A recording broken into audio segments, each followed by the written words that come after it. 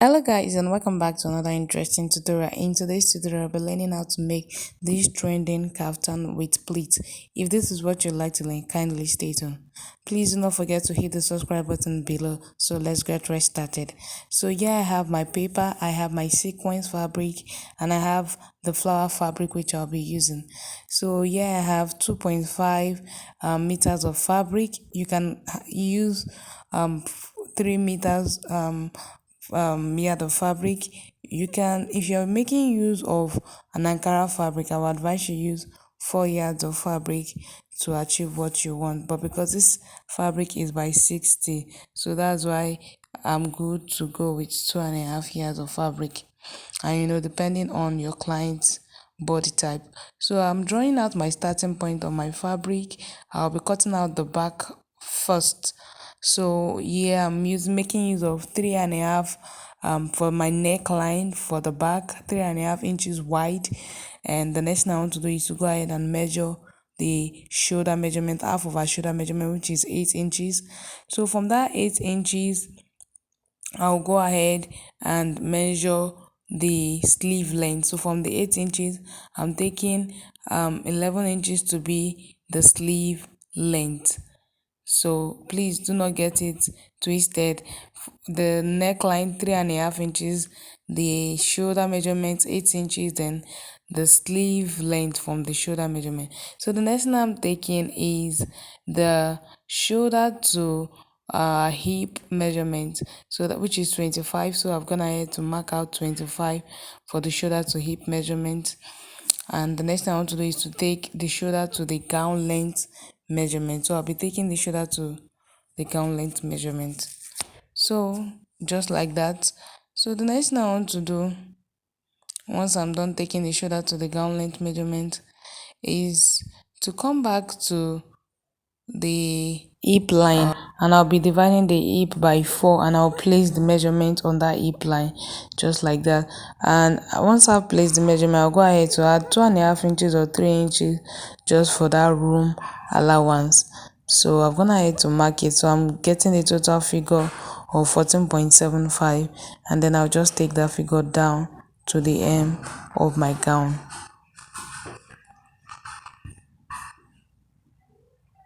So once I'm done taking that measurement, I'll go back to the hip line, and on that hip line I'll come down by 2 inches for my cow. That is where I want my cow to start from. Your cow can start above your hip or on your hip line. So that is where I want my cow to start from. So from my sleeve length, I'll just take that straight line down, and on when I get to that 2 inches, I'll slightly curve at that edge just like that. So I'll go to the neckline now to cut out my neckline, and I'll show you what it looks like. So for the depth of my neck, I'm using 1 inches. That's 3.5 inches by 1 inches. So when I cut out, you will see what it looks like. I will add half an inch around the shoulder area while I'm cutting. At that side sleeve part, there won't be any allowance because I'm trying to manage my fabric. So I'll cut out now and show you what it looks like.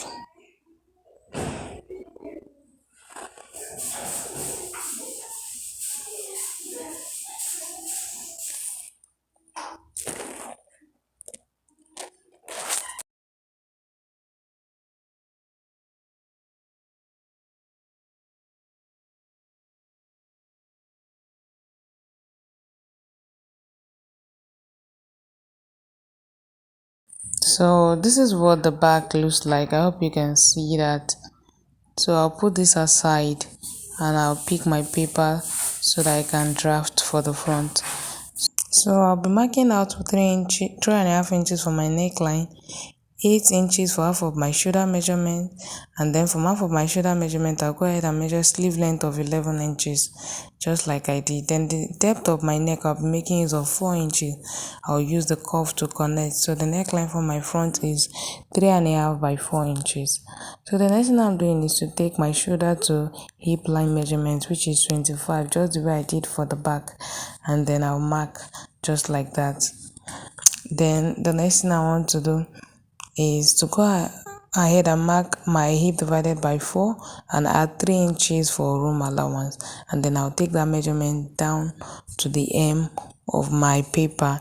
Remember, my paper is not complete because I'll be transferring to fabric. So when I transfer to fabric, I'll complete the length of my gown. So I came down by 2 inches from the hip line, and I drew a straight line down to that 2 inches, curving it at that 2 inches, just the same way we did for the back. And I have something like this. So the next thing I'm doing is to measure the length of my yoke. As you can see, the front pattern has a yoke. So the length of my yoke will be 18 inches, which is from my shoulder to my half length. And then I'll mark shoulder to nipple point. As you can see in the picture, the shoulder to nipple point will be from where my yoke curve will start coming from.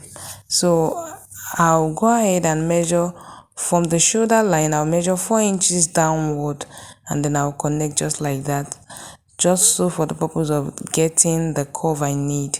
So at that shoulder to nipple line, I'll measure my nipple to nipple measurement, and when I get to the half length, I'll minus it by 1 and then curve just like that.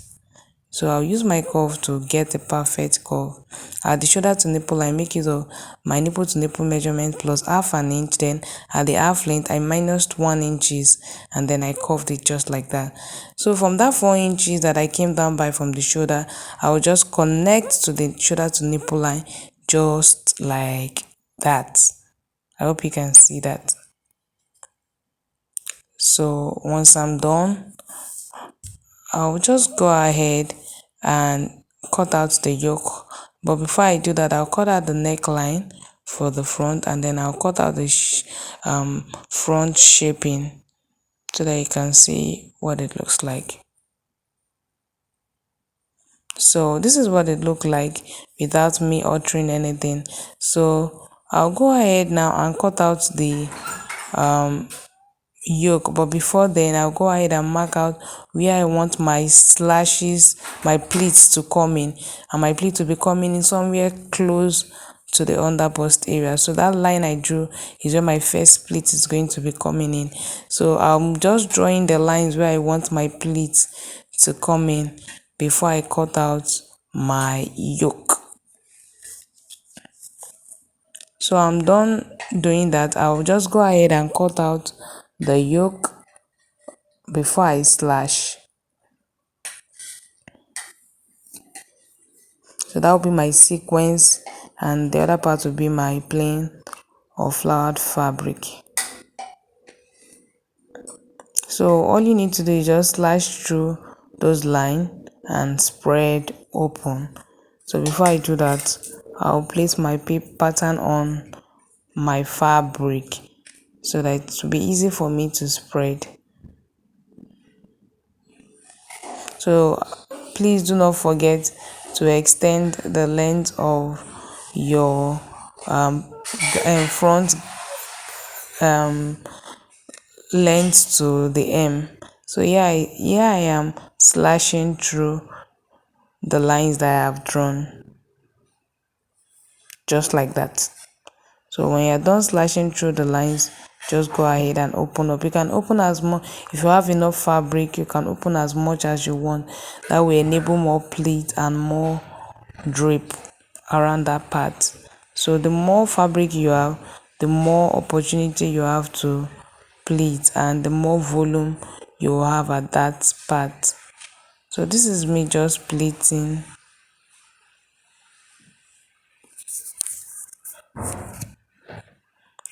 So I'm spreading open the areas I want to pleat.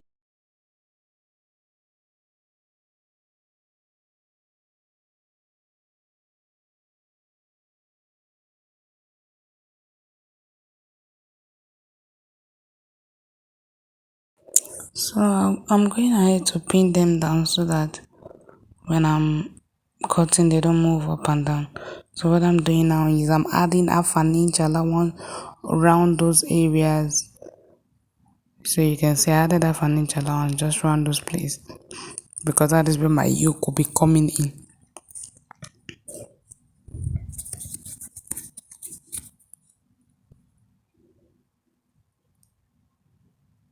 So I'm notching all those parts that I spread open because those are the parts I'll be pleating.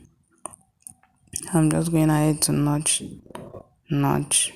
and at my shoulder area, add half an inch allowance, just like that.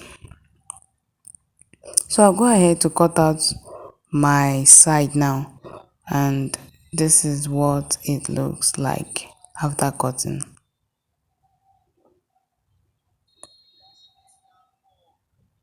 So if there's a shortage, I'll just go ahead to join at the lower part. So I'll take off the paper, and this is what it looks like, as you can see. So I'll go ahead to secure with pins. I'll take one part, the area where I notch, to meet the other part where I notch, just like that, and I'll pin it down. So I'll do it and then show you what it looks like. So as you can see, I'm picking the the part where I notch to meet the other notch, just like that.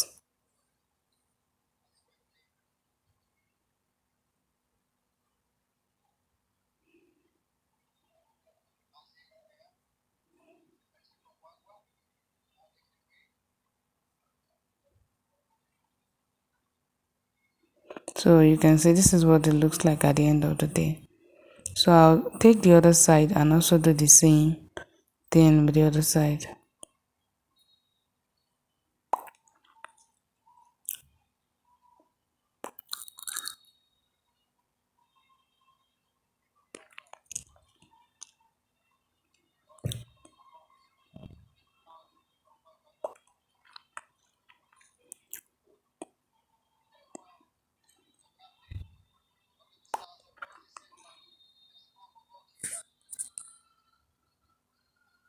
So I'm done plating, and this is what it looks like.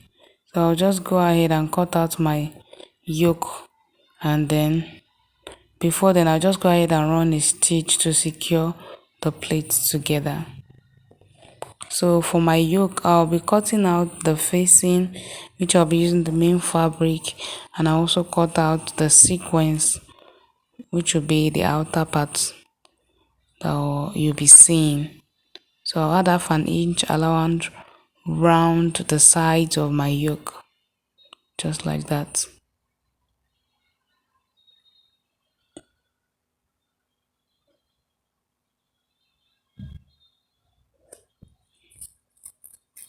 So I'll go ahead and notch the areas where I want them to meet together with my main fabric.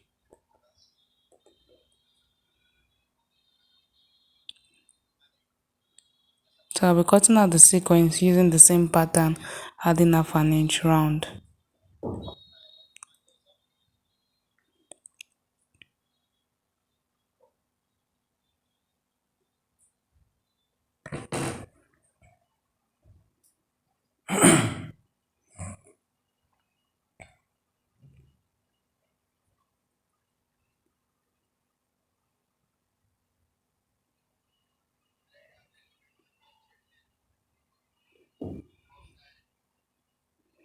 So I'm done doing that. So the next thing I want to do is just to go ahead and secure the neck area of my sequence using that flowered fabric. So I'm done securing the neck. So this is what it looks like. I'll go ahead and use my hemming gum to stabilize the sequence to the flower fabric so that it doesn't move up and down while I'm sewing. So I'm done sewing the sequence to the flowered fabric. As you can see, this is what I have. So the next thing I want to do is to go ahead and attach it to the main fabric. So in doing that, I'll look for the midpoint of that fabric, and I'll notch And I also look for the midpoint of my sequence, the yoke, and I will also notch. So I would make sure the notches align, and then I will sew to the right and to the left, just like that, following the shape of what I have. So I'm just pinning for you to see what it looks like before taking it to my machine to stitch.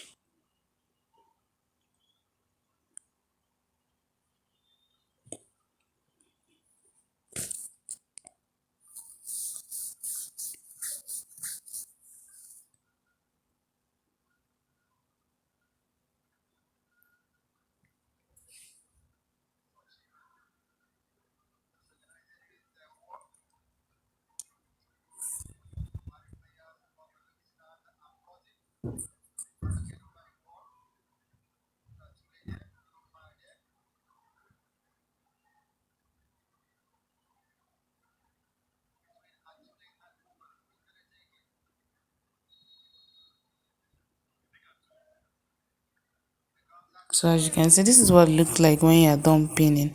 So I'll just go ahead and attach and sew, and I'm done sewing, and you can see this is what it looks like. I'm gonna head to iron open the seam, and this is what the inside looks like. So the next thing I want to do is to go ahead and join um the shoulder, but before then I'll go ahead and use my bias to turn the neck of the back. And once I'm done doing that, I'll just um join the shoulder together to meet each other.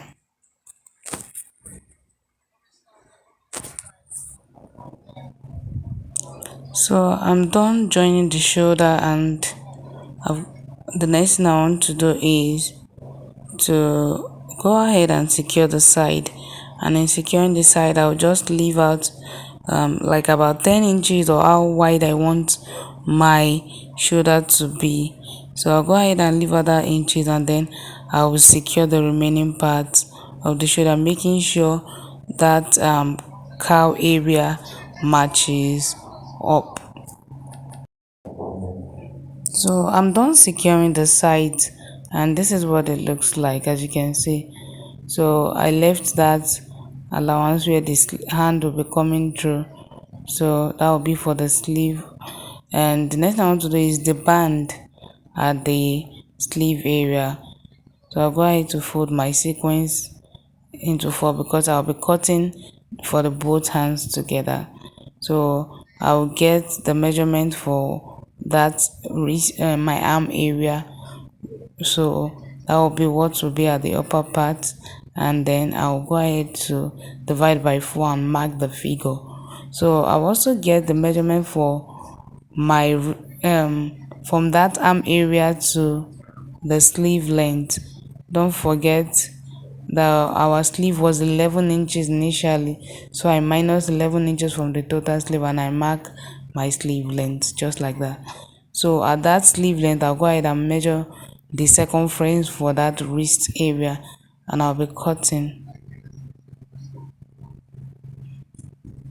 If you don't understand, please just watch the video over again and you will get it. It is very simple. So I'm not going to be adding any allowance at the side because the sequence is quite stretchy. So I'll go ahead and just trim off properly. You can see the sequence is quite stretchy. So what I'll just do is I'll go ahead and secure the sides of the sequence with half an inch or 0.75. If you like, you can turn the hem of your sequence, or you choose to leave it like that. Then once I'm done securing, I'll bring the upper part of the sequence to meet that part of the hand, and I'll sew round into it, pleating the excesses around that sequence area. And this is what the outcome looks like. So you can see this is what the outcome looks like. So if you want more drip, more than what you have in the picture, you go ahead and slash as much as you want. Thank you for watching. Please don't forget to hit the subscribe button below, and please give this video a thumbs up. See you in our next tutorial. Bye bye.